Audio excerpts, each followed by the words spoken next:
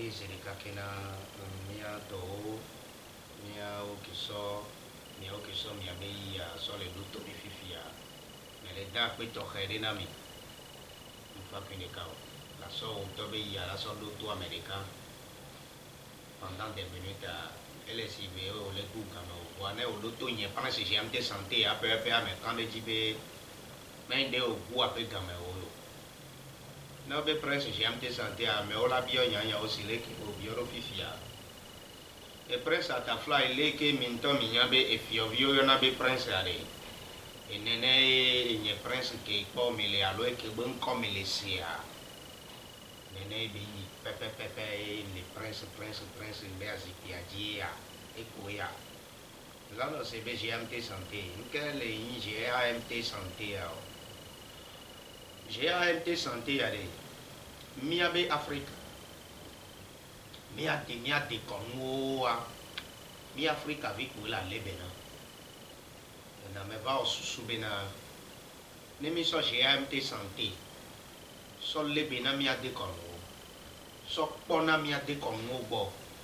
Ne Amérique o le coucher de ome. Ne yo ha yo do pora rea de menyo e na GAMT santé ava e o yo ne be génial.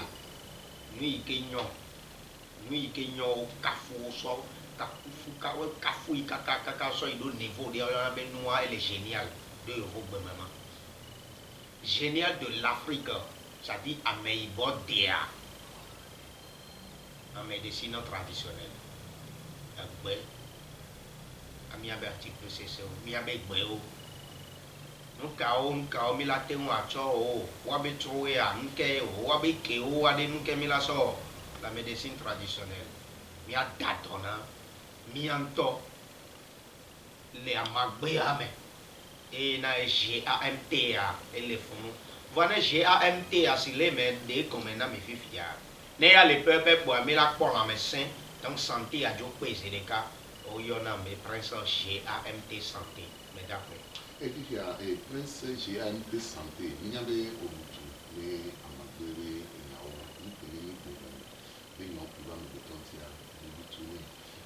tout kai milate do de comme do transformation me da ko be na mi be transbo subo bele mi ade ko mu be apajide ta fla che transbo subo acha nous de vodou de be parce que mi do be tron a vodou e be vodou ma ike be nyare ta fla moi occident obe nous de o sauver religion e cha le de ko mu ame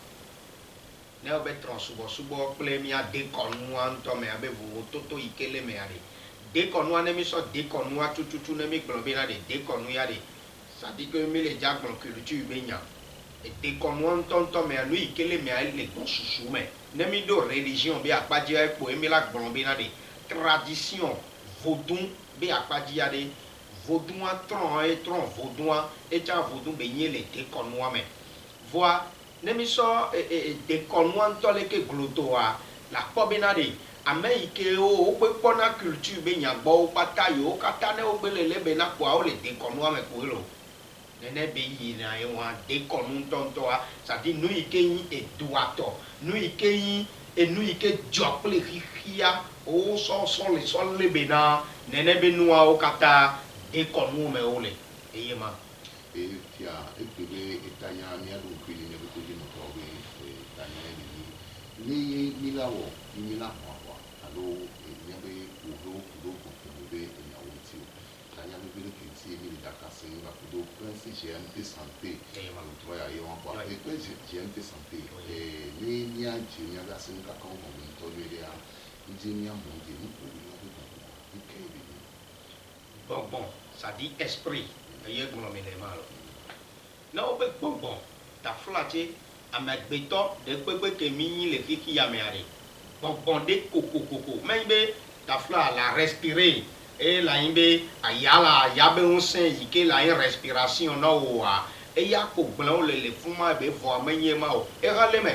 ale ke be inado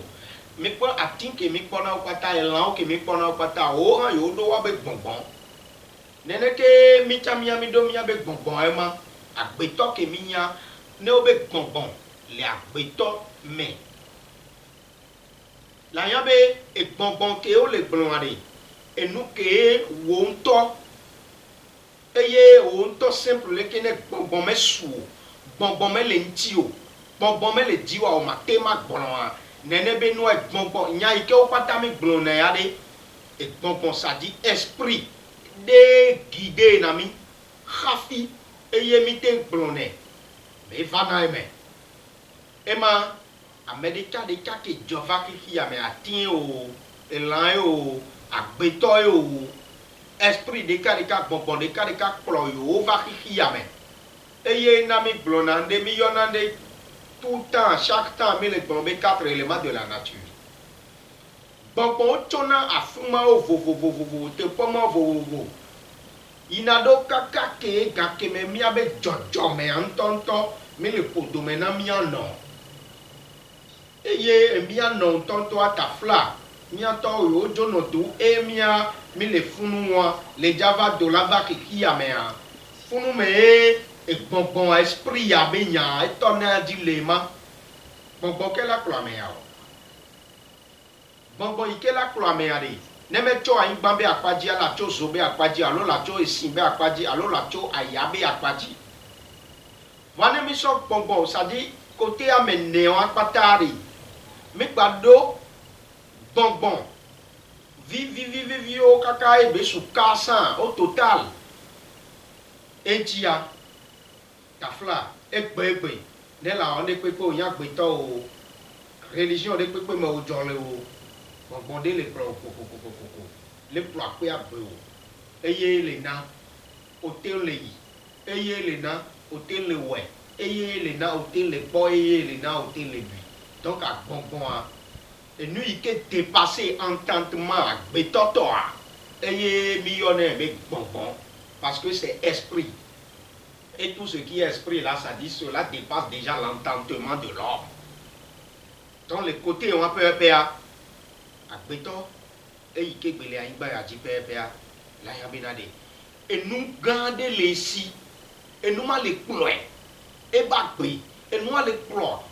oyona be amebe se wa bonbon oema bonbon ke le ploame yao e se ke le ploame yao amebe se ke bolanya e se ke plo va fi yari tafla e chebe o ran la tenya amebe toke o nyi o va ki yame amebe toke tutu o nyi o e chebe o do la so initié na et nous y en a be géomatie afin ne o initié o ntona afin la nya benade a yan jo udo gbongbon ya leke njo udo gbongbon ya leke eye e ya leke lenti e ko ya leke lenti ainsi de suite donc aleke be ine do gbongbon ne o be gbongbon esprit ya eye ma hafi la nya ape esprit que le plo agbe o esprit que dit we o son vade e tebena la consulter afin la so initiée na afin la géomancie ma vérifier quand c'est un peu santé mais le qui a nous to la to la to ici oui bon ba et il est bon bada de pe mele kiki ya ama beto e to ele bon bada no be bon le kele ya la be esprit ya il n'a jamais un mauvais esprit quand je le dis n'en bon nenia lui qui est homme blond de les minutes de dia mi agba se me ibena bon de pepe mele la na we abena de never you bada ya leki na no view never is sabona la ble no view ba gbedo me bon de ke matin na ne parce que ben mi ke o yo na be bonbon mais de me na me fifi mais de maintenant fifi là ibena ne mi so 4 éléments de la nature et lui ni on est qui ya le mi kwa mi le me aima voilà mi le ne be ki ya me ade e gbogbo ike o le nu o me vo esprit ike o le me an kasa dieu ade kasa dieu ma pata ade donc yo mi abe yo le wa do me o yin badaya e ike o yin yo de me ami la distinguer o ya ao ne mi aso caractériser nous ore mi ne caractériser le be dia ne toji no la o la nyabena no be bonbon bada ele pro ame ale ke ena ne oyibo ko gbo ba ikan fa chan re Poli de pepe qui la dort la tona obe poli d'agwe. Poli ayon. Poli badade peme le bokobo. Fwana obe poli a fan poli a. Géomancie nous que Dieu punya patame le wa fwana obe a fan poli a mi anya so igbe jibenade. Funu me bonbon patale. Funu me esprit de pepele. Bonbon ya la jaile ke esprit géomancie a fan poli a la jaile ke fifi. Ola ke la kwade. Elle a compodo vodou ya anti. Elle a compodo ya anti. Eye mi po vodou, ça dit esprit ouan ole. Et que mi po nene be esprit ouan de. Vois, pon le badade pe nto. Mais les afan poli si ya pede ou. Enti ya afan poli ya me ye vodou o pata, esprit o pata, yo tole. Eye mi tole subo eye na surtout be kiki ya jo be kiki ya le ki ya de be ma be pepe afan poli chanjo seu ma si chanjo eye nu ike promia pata ba pe ame ale o Kristo me o le mosla me o ele nde pepe me o me la ya be nu ile pro ya de e po yin afan bon yi ke jo pe kiki ya e ya jọ pele kiki agbekegbe kiki ya jọ agbe magbe ya fan ya jọ nemi be egbọgbọn abada mi ya disende bada kodo eduya de ka flache mi le ja caractérise agbetọ ẹ ma ola yọ mẹ abẹ agbetọ asetọ agbetọ beyin agbetọ ke beyin asetọ yi ne o gblene ya de ame wọn peut le caractériser que c'est un mauvais esprit ça dit ola kplɔ be ya edo gbɔngbɔn bada mɛ do gbɔngbɔn bada o edo eti bada. Oui, bon bada et bédo di bada parce que bon aller pour y aller. Bon esprit, voyez, il n'a jamais de mauvais esprit. Donc, à mes abe jinto ane bada le qui a dit, et là pour bada, don no vianti, kebe pour bada don no vianti va y oué aller. Et be die bada, mais y be bon bada. Et n'a mi kona seto. Et à seto le, ou a yo do ato parce que bada di yo a ole. Et n'a mi kona Akwabe tafla, au be esprit maléfique. Ça dit, l'esprit là ne fait que détruire. Il ne fait pas du bien. Et les ibena, a même, et dit que les sia, et yé, be bonbon a hoy. Sans les wenji doé, nebe, odo fifié beboy. Ok, o nyame beto, et yé, o wananunyo. A mesia me yabe nunyo e we o wane. O le dit quoi. Et à mon y'a dit quoi au lit. Et bien, père fini au décidé benare. Ah, on l'a va y renover ou à cacla au sol bozo caillou. Et bé au sol on est pépé ou aller. La yabe, fou me ola yabe bon bada quel tout toi mais yabe va y on yama. Et dit bada les tout. Parce que nous y que tiwa. Et les mais tout on tombe blé la paille ou aller. Et bon l'esprit est là. Très fragile aussi. Et nous, qui au bio, et que la bouche est sacrée, et il faut dire, ça dit des choses, il ne faut pas dire des choses vaines. Et tu es mis que l'on a néné, et on a deux madame, mais on a des Bible. Nebe, Funouane, on les dibene, à ou badak, plein de vie ou aller. Et dit que la si ou au sofa, il ou badama. Après, bon, matin, on a caca la veille au badao. On l'a fait au dos d'intolo. Ame yake wonu ya eto jintolo, ame yake obada yake ya eto jintolo et dia plus soyi. Ce n'est pas bon moyen esprit en toi. Donc allez que be ine doa ma, no be e bon. Ame yake o me monje me ola so be na esprit e be ni esprit ya ile imbada ao. Esprit mu ni esprit bada o. Esprit ya là et a le funu pepepe. La première va be. Le que me dit do benen non amia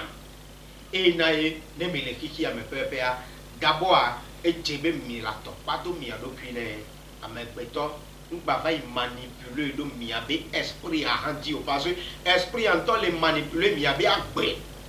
il y a qui a dit to la to pa de ko e jebe na de a me ma la die do ku me la po be na de bon kei tu le pro e ba gbe o ne ya kwa de. Et là où nous y a une protection, elle est si belle et au lait. Et que Rafi a tindé nemi dofifi, nemi jibe a tima, nemi a tingare, ne la na mi la kpɔ aya mi la kpɔ ya leke mi la kpɔ ya leke mi wɔna le ebe ene ke mi do ati ase ɖeka mi dana si nene ya la kpɔ be ne o da si nene ko pɛpɛpɛa tɔkusu ye o tamu yɔ ayagba wunu ye o eye kpɔ de ati ma leke be la a di kaka la edzi la va zɔn ati gã ede na fufua ne o tɔkpa do efi de akpɔ be o na dzafi de o sɔ xana do yi eye ma kàmea ati ma de aya me tsu bɔ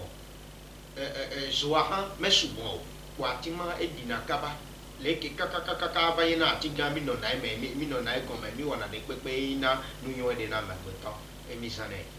la tɔkpa to do ko wa ele tsi ve nuawo tɔgbe nene ele tsi ve hã o tu aƒe ke o tua de exɔ akpo o tu ɖo anyigba o dzi alo fi yi nɔƒe o e o tui ɖe dzi o me wɔ clôture o da si nene ebe le vã ɖe ke ame sia ame le kpɔ aƒea me ewo le kpɔ xɔ me ne o gbe wɔtru le ke kpɔa o kpɔ be ame ya wɔtru ebe via ye wa le ɖisa le funu lo agba me ve le funu lo ne o le kpɔ nenea ne enu yɔ ɛfɔ gbalẽ xɔ me ele si be le ke o yɔna ame ɖewo be fifitɔ nene eya ne egbe kpɔ nene ne be edzro be la va fi nene be nua do la tsɔ yia ɖe mekpa inu be la do aya eya se ɖeka be fi ya leke anu ya leke le fie einu yɛ eye be la va yi fi nene ke ne o hã o le eye o dzɔ va o me kpɔ nya gbɔgbɔ yi ke le kplɔ o ne la tɔkpa de ne ba inu gã na o sɔmea de ne o da tsi aƒe gbɔgbɔ o nene kpoa ale de tɔ ake le funu eya le bada be akpadzi ebe dzi bada esɔsɔ le kplɔ eba kpuia de ela sɔ nene be dzia sɔ va yi sɔ do o ŋutɔ exɔ o me la sɔ do nɔƒe o me kebe tsɔ do me kpoa de ele dza gble aƒe gbɔgbɔ yi ke kplɔ o ya va ma parce que be ne mi do nua afi ɖe le wo yɔna be monde ça dit Lucifer ça dit dans l'au-delà gba yi ekeke ya me ɖe ɖe be ŋusẽ be nyi o ne o be gbɔgbɔwo be enua me ne o do gbɔgbɔwo ŋutɔwo me hã de ame yi ke le nene be teƒe va yi do nene be gbɔgbɔwo ŋutɔ me hã eya de edo ŋusẽ eyi ke la te ŋu agba gble kudo aƒe gbɔgbɔ yi ke le kplɔ o ya esprit ça dit gbɔgbɔ ke le kplɔ wo ŋutɔ agbe wa va nene be ame yi kpɔ o ŋutɔ eye o me tɔkpa do do ko dati nene kpo ne be kpɔ edzi kpoa de ekpɔ be gbɔgbɔ ya leke ya de o ame dze ne ba zã mi dze o esprit ya me do la zã mi dze o va esprit ma le kplɔ wo ya gbe o etse be ne le ame wa le dza gble o ŋutɔ agbe o kpoa de la sɔ ame dze sɔna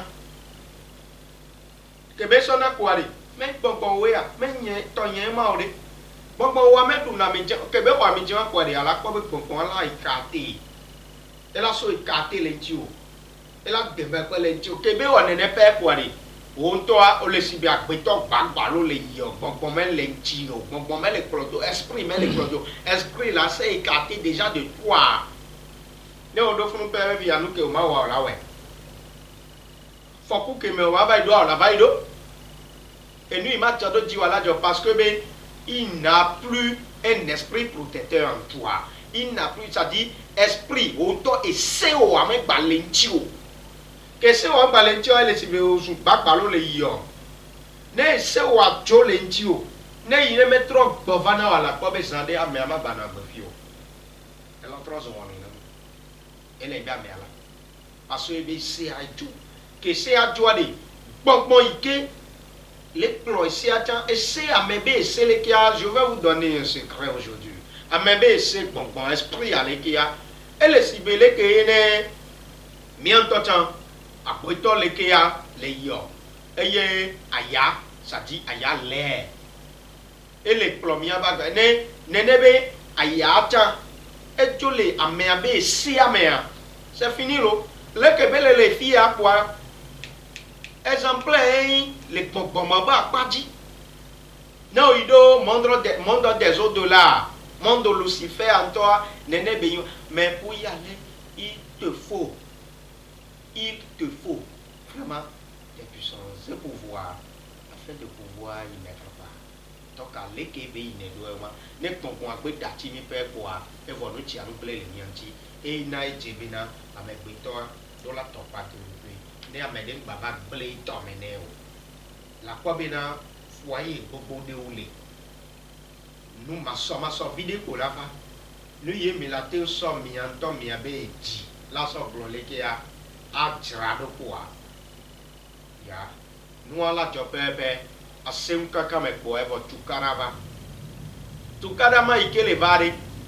leke tucho esko ya mewani e to pado edukia se ikele jia eso nene be se a nene be gbongbon pepe le wo dole amemantia alo flavo amianto so ebe ji la so do funya fu aye amepo la dasi joya elano yi bia se na mi bia mani etebe mi do la consulter mi aba pe la po bina alo mi abe foyer o me la po bina ni provocation d'attaque de l'ennemi parce que nene be no ale poari la po bina bon abe apaji ple ame abe dia etike ame asoa eye gbogbo ahona ne so plene ne me jine be fifita fla e gbogbo ikele pro pepe meta sile ji o ne enu wa mese ai ornamento ne se o ko ya no abudo la we o parce que se o ai le funu wa de ça dit l'âme âme menton to le ki esprit que le proa il accepte tout ne o la o dagbe o ne o la o yan o la lo le o la o badawa e ale gbe soso e ko wa lo e o la ko be ebe ma wa ton ma ou c'est ton esprit c'est ton âme donc c'est ça. Non, Prince GMD Santé, nous avons cassé une souvent les liens de tout le temps, on a sorti le numéro de la ici, le toit, les radios caméras, à moitié quoi, mais on avait des motivés, il y a Prince GMD Santé, ici, le c'est le moyen et à partir de la loi, mais là, va Lomé a fait peine, mais va Dabarakondi, alors, mais les DJP Chaya, mais la théorie a pour quand même les prix 228, 90, 96, 53, 96. Mais ben 90, 96, 53, 96. Togo loi me pour les. N'est-ce pas on a les WhatsApp pour dire tiens, à répondre à d'autres chinami. Et il y a des peu que mes collègues mais et termes qui dit on met les beaux, n'est beaucoup au champ mais bâti du lion pour aller. E non ni aso ni abasen kakandia na ba do ni apete no to be tanya bi ke ti ni ko ko to ni ya mi to ni la o le la fa wa ni ko no we ni nya o ko san le abe agoto la ton pa do ni ko c'est ça le ko ni agoto la ton pa do ko ko ke la ton pa do ko ele ça y est là pour si j'ai un de santé à la me boule qui la batte wene à dans mon rôle de mais d'accord mais prince GAMT santé prêtre traditionnel qui est nia manye de cas ay prêtre traditionnel ça dit on non ay be fo les khiyama voilà tebe wa gbeto que le toji le me boka pour ya mais ala nyabina odola di du kio me po et tebe la topa de ko khafila we ale va y consulter afin géomancie donc on tombe au problème bon que tout les pros et les que la topa que la protéger et d'autres que protéger ya munya le protéger on to après agbowe parce que corps que mi ko corps ak base ko mi ko le yo esprit en to bon to le wonu le bon chouchou menami et mi munya o e pe ya fifi na me pe to be e donu ya leke edo yaleke ya tafra ebe esprit a ele cloé bele yé voyez be dike ebe soa et le cloé esprit a chan le tado e di bele yo e na élément e mi la gno fifi be wanyala vo esprit bobo de o lenti et tamenyo a wa le côté de l'esprit ça dit esprit wa o me élément e di ne élément e ne mi be nyane ki mane e ça dit aya aya balone to le wanti wa gbeto abe la mia c'est fini la personne n'est plus Aïban qui dit au daf pour les qui n'est au m'balé daf ten les daf aïban a dit ça veut dire que tu n'es plus ici. Au m'balé fio et zo et la ten non et fafa pour des pour la léo kaka ne mis sur 2 jours t'étais sur voyez là au m'balé fio de n'a que ennemi so et signa o la be la ten et si kola ti o la non ne kaka e o la 2 jours et o ma sans si de pepo a no 2 jours o to kole ke o la no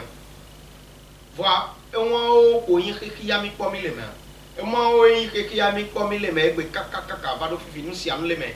ne be nu o pata ke le agbeto anti e agbeto gbe jeune ko are ne de pe to le ame o me ne gbale na me ape quoi ça dit que la personne n'est plus il est mort là la nyabena bon ike le blowa et tu la topa de parce que mon bon mais ibada e bi yo ne ibada ya on n'aura jamais les 4 éléments de la nature benet bon badalia mima pado ayigba esin so aya parce que on me bon ale bada côté a di opoe e di apoe e o la teun aso ne me ike o kafla o le do to fifi alo le komi o do e di bada e ma be bon bada on be e di bada le wasi ani on est trop wabe dima on est trop wabe tema o ne o la te wa yi kon le ki ya be ke o le bu yoena no vi o so di o so le buya yoene ani o ha la ko yoena la ko da ya parce que ne plus que bene o le bu yoena me akle di kokko ya ne esprit wa ça dit et la ko do ne ko de e ta te na me no vi wa cha la yi kon ka ke me yi kon wa o mete yi ne be te pe ya de ne o va do rien de ne gogo no vi o ma e ka ne obi ala te wa so ne chando e jikoko ne so jikoko wa ko de e la te pe don chiu e ye nde o le di ala ko le ko la ko mais voilà ça dit on va se comprendre donc ne be ne a e ye ma e jebe mi la a di mi a document ko la consulter mi a document ne mi be consulter mi a document vo ko ne wana de pepe trado de pepe ele nami le miabe bonbon aji miabe esprit aji ade le tielado parce que esprit ade les esprits ne se nourrissent que ça dit des énergies de la puissance et maintenant énergie au moins que o le poids au moins que o so le plomia ba pe ne manquer na o à quoi bien esprit à l'âme fatigué et quand ça dit c'est comme l'homme aussi est fatigué et quand on est à bétoir les fatigués les qui a des ne peut pas un peu l'atteindre facilement donc c'est un peu ça donc j'ai bien mis à nos camps et mis à nos serres ne mis laisser à mis les dons saints n'a mis à bonbon mis à bien esprit à mis les dons saints ne pas te voir nos wa les mis à dit donc d'abidi nata flaque toi ike o so jibada aseto ike o so wa be jibada so le so jila pro mi abaglia ne mi abe bon esprit ala te o awa wa do wa ji eyo pension te mi do ape no kakaro ni mo me do tapo ani nya ba to mi abe asinka county do mo be no ti ko ani nya be amelo le ya me be a no ti to o amoko ti o ko ya o ti ji no pa to abe ha amo le ti o so alo no no ade no this one so so we be den go ya me do mu possibility am go to a no so ga ba si anta mu no ya ro na no kiki ari ko ka mu chore no ema da pe kande anu yi me bi o wa George Nambe me le pompo e kiki a brodo a malesi le ibena no be ambagbe to so ni ale ki la wa do ebe le ji mete le kodo ebe po me le gbegbele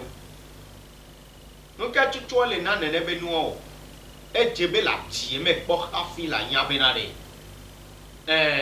no ka le na ne be nu ale jojo lo jinyo est-ce que bonbon ye le na parce que be ne ma gbon be bonbon pada de ke ma le afunu agbana na mi le wa bonbon le ke ya o diwo ya o va kiki ya me bonbon a pe bonbon ça dit esprit o mais l'on avait elle a donné Dieu mais l'on a tombé la doigt mi Dieu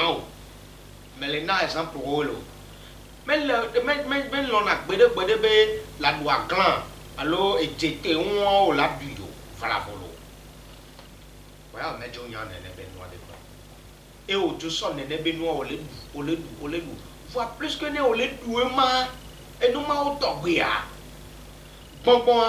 ah et là se retirer les ouais un petit au les a passé au mais bon là gasio parce que là jole la menao nous ame sonne kudeo nous ame yine kudeo e me lona o bonne we ame nya o le do nu acha nu ke o le do anu ibo o je o e me lona to ko ame je na to ti o ko ari ne be la do ko la ko be na gbe to cha fifi o le no vi wa gbone nde me je na to ji gbere ele we ne o me le ji tu kara de le ko la o la da si ajo po le ame abo nene ke gbogbo acha o ne ai ma eke gbogbo nene are gake me o le du nene benu o le do nene benu ta me nyo agawa me pepe ya vide ke la si o eke gbogbo ajo nene kwari o so be jo e be bo enu ike inu e be na o eyan pe dagbe o inu be na o fo ya de a gbogbo e la te trova ye gbo aba ko nene benu pata e na la po bi na me pe to ke le ki ya me e ya me kene sana o me wona pede o me ponya gbogbo ikele kura o epo a ele nene po so le yo ne matin a di me nyone chan la po be ne we trois no si anu la plede parce que be etebe la nya gbogbo ikele ploe khafi la ya be gbogbo e be gbogbo ya le ke diade o me wona ya la respecter nenea be ko e ki yen pe gbongbon atoa ne me le respecter de be no c'est fini fi ke da bo le ke ya la ipoare ke gbongbon se fâché do di o kwa c'est fini no si anuble e nu ke o la ble a klo le funu ade ta me yon dossier o di la déposer le do de me o la ho do do me o to awo ke me jebe o la do awo so dossier on so da si so le yo vai déposer que il faut nous faire ola ko ma po si be ame agbongbon de pe ma pro do kan me parce que gbongbon me lo ni wa gbo ko agbongbon to le la mena o ke be to le la mena o ko ari ele si agbe to de ko va déposer dossier fi o ma ina o chan o ma bu kakara ma ina o chan la be ola ho do be alo leke o nene ke na le atupe le ma bo foyer o me o ko na be e foyer avale kaka to kare le do mi ame no kale na o que nous y mettons un bonbon là-dessus. Et son temps de donner des bénois alors mais c'est dans la fio blena benari et nous pouvons dans nous nastron à bedou son là du leke pour be jemwe le noa me alors tamen yo ke be le jadu ne benua e va ipon nous boule noa me et nous de to le noa me nous doa me mais ben yon wa bay sabode les gens sont à so blessron ou kokoko mais quoi ne ben kokoko ne gbongbon la de nous fion mi tonto esprit la de du ki fion mi tonto de na nene e yon wa e na yon ta fra ma fa iwo bode o la be la va ona estron ba lo so wa lo la son nous le ale ke la jodo son a di rafi ba yo nous du be da na so asem et quoi c'est fini et service sont un bel adou pour et la te un po benade et nous y aller que va to le nous mais et sont là quoi elle que be quoi ne quoi va ma gâter un be ya adou ma o que et on to dit quoi attirer va foyer mais quoi on ko la kaka va mi adou et division de couple divorce wala ba ne ko inu yi ne aye ma obe o le do me o jo le nya o gbon ike ko le pro tutu obe we agbongbon oji apese o mea obe dans le wado esprit la pureté obe vodou dans ye nous sentons ye que le gbongbon oji le plagbe o le wagbo na o le wo ya le kina o le jona o le tona o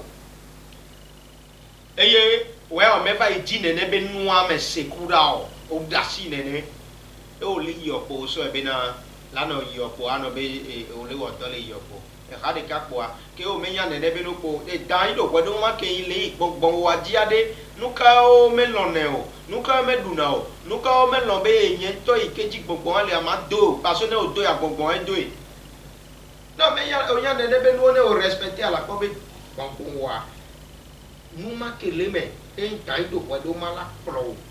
ke de le ke be chia e da pe ala no to la me se pe didi ala no to va ne me le ne ari ne gbogbo wa da si o pe ari dan do gbo do anu si anu la gbagbe na o e o la be nke le nu agbe na o voa o nto o le nu gbe le un ti o parce que o me gbo yan gbogbo ikele plan kaka la nya nu ijene o ma du o ma to o ma wo o jo va le wo gbogbo de o le fifi atafla o me do e fu de abe apaji o ma te no tante kaka la be o la o chan o de enu be yen o me do la wo chan ya o de o me do la tante la no wo o de amede o be gbogbo nto ko won o me lo gbedebe nene be no la joko o la o epo are o nto le jajo le me o jaya mi gbe sadi nu gbele funu fifi e kula vana o pata e tornado de ne achan enti ale ape to ke mi le kiki ameri nous avons tout ce qu'il nous faut mi do de pepe enu iko mi do eyin ndi pepe mi do fo ai be na de gbongbon ikele klo wa nu gan de be ma wo e won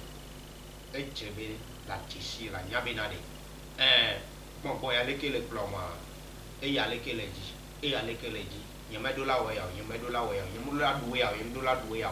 wala ko be gbogbo ala plom ji ko kwede ya gbe ala to ne we o gbele nene be vertu ame ko wa ame gbe to o e ya so e be ji bada so fa gba o chame tele ja pe ji wo wa ne mi to mi oro na be mi ala ku ya de ko me mele africa vi mi akata mi ko ti ale mi abolo e fi are influence ya mi santé o ke mi de ba to la o ngo pa ko de ne la pon de ba gbe wa e je be tafla amegbe to a fo mi le ki ya me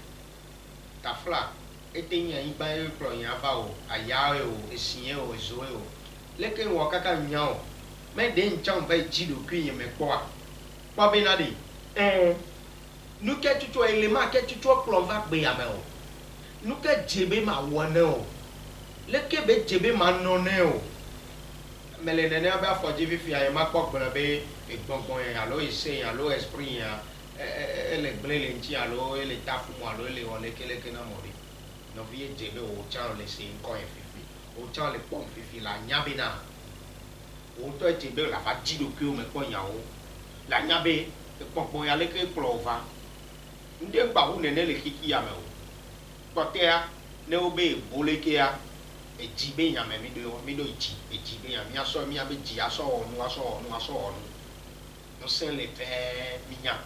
be un sen le va afine nene be un sen la do mi anto mi adiare mi anto mi olana wa ne mi malo nu yare ejibe mi aji mi adokume la nya be na de afan poli aji se poli yen ya se poli eyen ya le afan be apaji wona ya lekele ji vodun ya lekele ji ndola no vodun ndola suba vodun ndola do no sara de ndola o lekele nyem ndola no tonu ya nyem ndola no tonu ya o mesesem ni amende o mele wo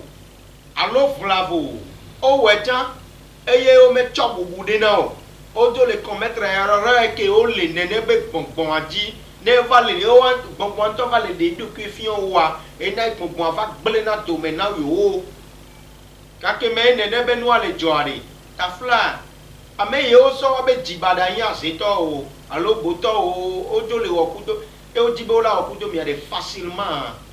o la idule mi aji kaba sadine o jibe o la po mi anti po akaba ko la po mi anti o la manipuler do mi abe esprit di funu me ya me gbogbo de o le ya o do problème de sorcellerie be o do envoûtement be yan o e na e bonbon e ke yin bonbon mi le gble bi bonbon bada jibada ya le pro wa be foyer le gble wa be foyer ka va do fifi o mette le kota na wa ba be e jebe na de ne ma o be ku ko me le cha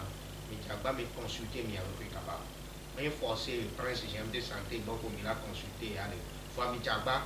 de mi adopter comme no be apaji parce e ya yin nu be jo ku do kiki ya mi le po pote ane mi va ibu montant mi do be religion me mi la do ta foi e tolo ame abe la va ido religion ba apaji obe nous le o ya le o to ape jogbe se o adi obe se poli o ble alo obe nous a jokudo ya jokudo o le afile pe tu ne peux jamais te quitter de ça parce que c'est un choix ce qui est un choix on ne peut jamais se divorcer de cela o ma tien pe na be nous o e po ojo fa le ibu mo flavo va do religion be yan o do religion be yan me po o to o gba bu o to agbe o pata ma parce que nous y me diale ne o va do religion mais on la plebe o ya le que voir c'est o ya me o lo e wa o de mu do la lo e wa kakala be a wo e chan o de e jebe na de to jino la o ike o le nko e se le radio kameli ji la yan be na de ame gbe to Africa fi ke minya me do la nyamo mi mo bu mo mi a te ko mo mi on to ko la le be na go be la inu na mi eye ne mi va di mi aduku me ko ade se ko li ke le promi lui genea mi awo lui genea mi la no eji ko ni da pe la mi to keta ame gbe to ta ve mele ame de ke si le fi ale mi abe ame ya ji abo o ji a sadi so wo yen o ji o cha si le ke o ji ame de ya ene mi po egbe be ame ma zumeli ya de me don de po we ba na pe jiji cha ele lo me sensen me mais be kade de kwele na bele no na o de ta me nyo me ama enya ebe agbe ke me be va enya be na de e va pe me ka fi la va de e ya le ke pleva bon ya e pleva esprit ya e pleva e ye be va pe ya me be va ki ya me de di le respecter be ko nous il faut donc que les dia faut toi et les journée et les soubois et les journée et les woito et que jene be do la wene ya donc no vi o cha jebe la onene akwa be ame o fifi ne o le tole le o vuvu me o le kuko o vuvu me nu ka le na ne be nu ne be nu ala o se o ke ngbola o to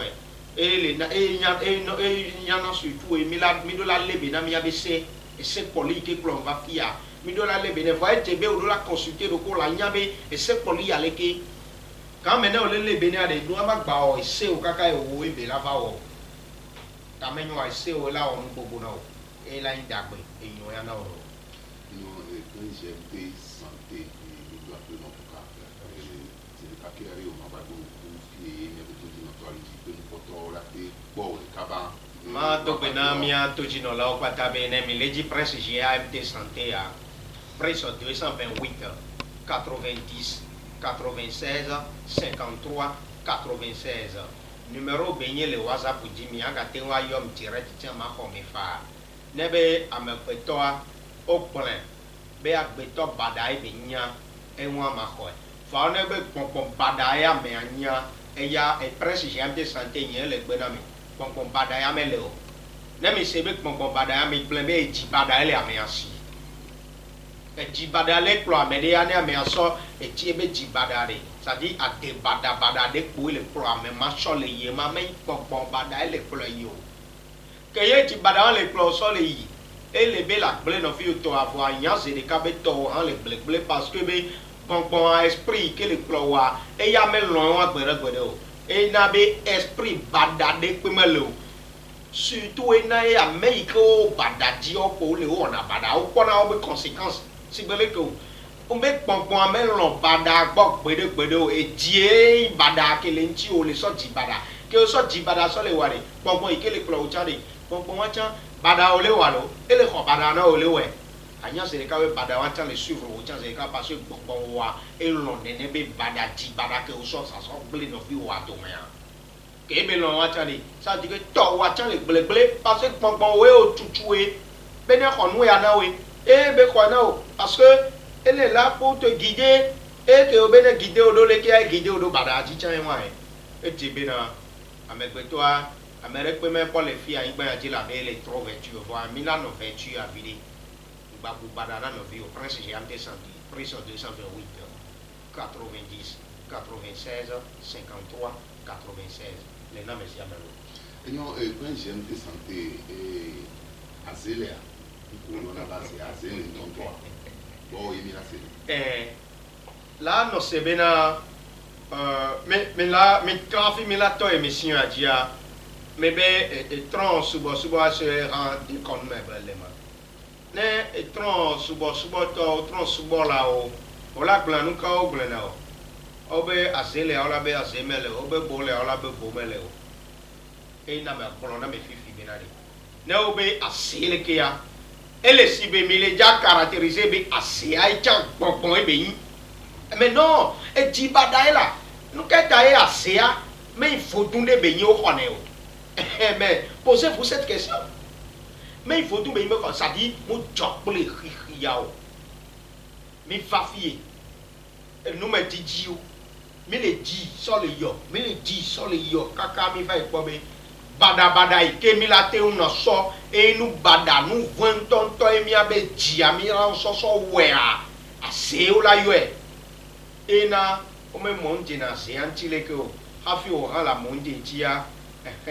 o le pompon ame tonto ene yi do pompon ame are ase ike le me agblea ça dit e di bada c'est comme là maintenant me supposé be e di bada abe nu wona wa o le bon o le bon susu me ame ala te so bozuka la be la gble no via e so di bada wa so gble no via ma e boma ike ame bula so la so dagbelo wa ya be pede enu ike be la gble do ya ti ade ne ibada na me ya e ibada na me ade e be ame abe se ame abe gbogbo ano e be ibada funu ame ya me supposé be me caractériser ne be côté a cha pata de e ke kan to le me e ke le nkan e ke tato na wo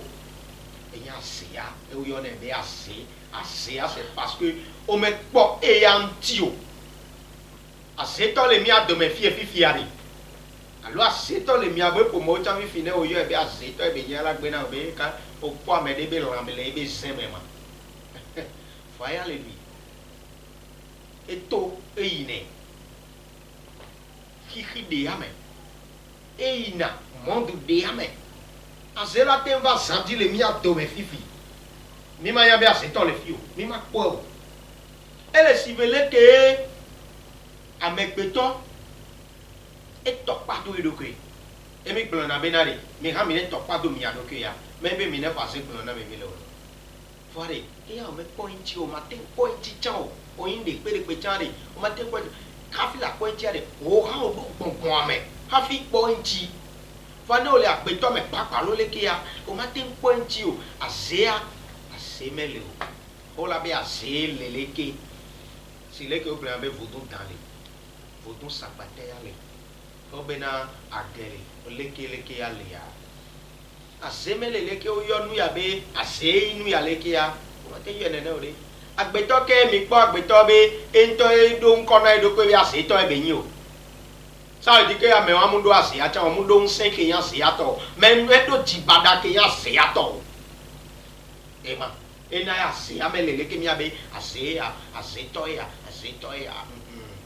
ne o le glona me de o chane afike tafla ame o konku me le vide ne o le bo nyawa do o ntia paso yan be enu bada be nko o le so do nti bada e ji on le bada nu bada e be nko o le so do nti ame ale ten sama o fa le seto o bo parce que ame amu ine ne be ame o le glo kake e mi ne be ame pepepe e tonya le o be jime me ye be gbongbon me o lo e be jime e kake me ebe jima e so ebe jimele ke ne so ebe asea comme bada ebe yare gbongbon ikele pro ame ya gbongbon ba pro na me wa to gbongbon da na si ame ya ebe jona ya se abi apaje wa gbongbon ikele pro ame ya gbongbon de le pro do ba pa ebe aseto ebe e so ebe asea la so gble no via to me ne le jado asia be gbongbon ameleke la ya asia be jibada ameleke la ya ni me gbongbon ikele klo eva fi e klo eva gbe ava me gbongbon e gba klo na me wa do ebe jibada ebe so ida e na ebe ne aseto nya ne mi nya so ebe ji ya magro mbe ya magro nya to ji no la o prince GMT santé mbe président 228 90 96 53 87 un secret magro na benari ne aseto ya me nya o la kwa bi na ne mi mlan e bi agbase ale funu e ame ami to mo busi o ele funu agbase ale funu fami gble bi aseto be yen yi e yi sanji eto san nya me gbon na be na de ebe tongo ike kple va kpe ame kpa le kplɔ ame ma do kan wa me ne nyanyawo be le yi eto ne ne akpɔgbɔ me le kplɔ o dzibada sɔsɔ le yia de esɔ dzibada wa nya be na de eya kple ya eye wo la sɔ ebe la na ya le ke enua edzo inu onya ta di fɔ ebe sɔ le wɔ sɔ le yia de amegbetɔ pɛpɛ leke ba gbazia le kpo le abadzi ya ne ayi ebe mlɔ wa lo ne position de kpe dzi be le leke ne mi nya be ame wa to nyanyawo yia de ne mi dzi be mi anya be azetɔ be nyanyawo il suffit que o la 3 mais avis de quoi ne o le toucher tcha la kpɔ bena de kɔ amuja o mouvement de kpe o parce que pɔnpɔn dasi pɔnpɔn mu lɔ be ne nɔ bada parce que pɔnpɔn de kpe me bada o kɔ pɔnpɔn tsa me lɔ ne amegbetɔ ne wɔ bada o eke ebe le dza wɔ bada enya be bada ebe la wa ne pɔnpɔn ara dasi ye ebi sɔ dzo pɔnpɔn gba le ebe agbazɛ me o edzo le ŋtsi ele ale ka le kpɔe kpo le ke agbazɛ le ale ke ebe la wɔa wa amegbetɔ ke nya be na ame ma zele sia il suffit que la trop est vide les positions que Dieu be le aba dzi ne so ebe dzi wa so yi ne ma kpɔ be so la te wa trop va e dzi wa la te so agba so kplɔ ma ne edzi ke le amegbetɔ ŋtsi le ke ne edzi wa me gba la si o akema tu n'es plus une personne vivante pɔnpɔn ke be le funu pɛ ya e bada dzi o ŋutɔ o dzi bada lo o le be awɔ bada lo e na kan keme o le bu bada na nɔvi wa nya be bada ye o tsa o le wɔ na o ŋutɔ do ke o ke ŋgbɔ va le dzi be awɔ na me ne ya ke ye o wɔ nene ko ne o tsɔ de pɔnpɔn ya le funu kpo e la nɔ kɔ ke o trɔ le ke ko ne o yi o va koa de ne bada wa keme o zɔn o yi o va de e ya me lɔ bana gbɔ gbe de o e la pɔnpɔn la da si o akpɔ bena de a da si e di bada wa ke o sɔsɔ yi akpɔ bena de o la te wa gba trɔ va do do ke o ma anɔvi wa dzo trɔ le ke o e vɔ do problème wa kpata wa ke o ebe le fún pɛ le kpɔ o kpoa o eyi dzi vi de o le ale ka o le kpɔ o kpoa ne o ŋgba te trɔ do me ko ne o nɔ fún kitikiti o ta kiti kaka ne o ŋgba te ŋu ale gbɔ ne dzi de kpe ŋgba la si o ko ne o tɔ o be dzi ŋgba le ko aya ye ma lo aya wa ye tro aya ye na dzi aƒo ne le ke nɔna ƒoƒo le ke edzia ke ebe yi nene kpo ekpɔkpɔ le kpɔ o ko le da si kpoa de bada ke ame le dzia eke o be o la wɔ ya kpoa o wɔ ebe da si o tsa conséquence yi ke le mea eye o kpɔ ma amegbetɔ yi ke mi nya aze ame le o mi va fie e mi va le kpɔ mi va fie mi va le xɔe e kpo yi kpoa nu bada ebe yi e na o yɔ ne be bada eye ebe yi sinɔ wa anyigba me nu bada o de e hiã na mi esprit yo ke le dzia ele bɔ susu me aya de e hiã na mi esprit le o dzi esi tsa ezo donc ainsi de suite donc eyi xixi ya mi kpɔ mi le me wa kpɔtea o la be bɔbɔ bada alo nu ya le ke azea e nu bada nu bɔ e mi va le kpɔ le fie e na e mi kplɔ na bena de ne religion tɔwo o le sataniser vodouan e na e mia prêtre traditionnel mia vodouan wa mi bina dzi e mi gba kpɔtɔ le bi dzi le gblɔ bena de Afrika alo xixia edze be ŋkuvi ne hu na wo ne wo le anya bena de wo ma te ŋu sataniser enu yi ke dzɔ kple xixia o amegbetɔ ŋutɔ le yi satan le yɔ amegbetɔ ŋutɔ le yi satan le yɔ vodun ke mi kpɔ be vodun ya le ke vodun ça veut dire esprit ya la gbɔngbɔn de le funu e wo la be gbɔngbɔn wa eye si te va yi wɔ ame ya le ke va yi gblẽ ame ya be nu le ke awo o amegbetɔ ne o me yi funu akplɔ bena de a vodun ta yi do wɔ do gbogbo ya ke o le na me ya le hu mɔ gbogbo ya na me ya dagbe be mɔ ya le ke ya de tu mɔ ya le ke nu ke dan mu duna o sɔkɔ ɖe dzi o nɛ gbɔngbɔn le funu ye gbɔngbɔn ye le funu ye gbɔngbɔn axɔ ye ke be xɔ ye la va yi wɔ ŋtsi dɔ kan me ya me gba yi vodun ŋutɔ be dzolo ye ma o me gba yi gbɔngbɔn ŋutɔ be dzolo ye ma o amegbetɔ ke yia va yi wɔ nene be nua o ye le yi satan le o le nu vɔn wɔla o eke o hã o yi o va yi wɔ ma de tɔ hã le gble ze de ka la nya parce que gbɔngbɔn de le kplɔ o tsa ke va le yi wɔ nene be nua e gbɔngbɔn de ke me lɔ be ebada ye o la wɔ presque GMT santé presque 228 90 96 53 96 mais be mi la te yɔm le WhatsApp alo mi la te yɔm appel direct eyɔn nɔvi to do la ni o miatɔ mianɔ mi do akpe manyagblɔ na mi be Toji Otoye Mise, Lense GMT Santé, where I think I come in the Gambia, Caponzi. We do a queen and Pekanya, Tanya, Pitié,